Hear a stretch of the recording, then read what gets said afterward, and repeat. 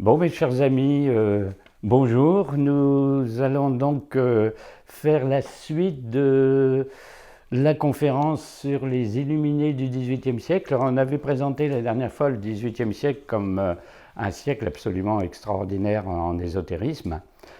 Vu ce qui s'est passé, vu les personnages qui ont illustré ce siècle, des personnages dont certains sont très très célèbres, comme le comte de Saint-Germain, puis d'autres quand même très très peu connus. Hein. Alors, bon, dans l'opinion publique, c'est le siècle de la philosophie des Lumières, c'est ce qu'on apprend à l'école. Le XVIIIe siècle, eh bien, c'est Montesquieu, Voltaire, Rousseau, et puis bien sûr, à la fin, la fameuse Révolution française, bien entendu, 1789, on est dans ce siècle-là.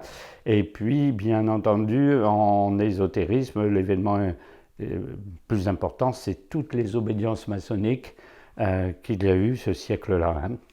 On ne refait pas, bien entendu, l'histoire de la franc-maçonnerie aujourd'hui. La conférence a déjà été faite. Hein.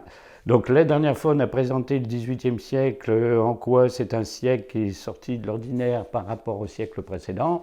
Et on avait survolé, mentionné que les noms de certains grands personnages et on va les revoir plus en détail.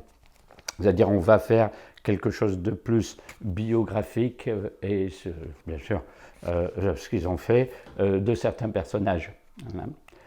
Alors le siècle, on va résumer un petit peu le siècle quand même parce que bon, peut-être que c'est plus dans vos mémoires. C'est un siècle qui s'est voulu dans la modernité, c'est-à-dire par rapport au siècle précédent qui va jusqu'à Louis XIV, la mort de Louis XIV,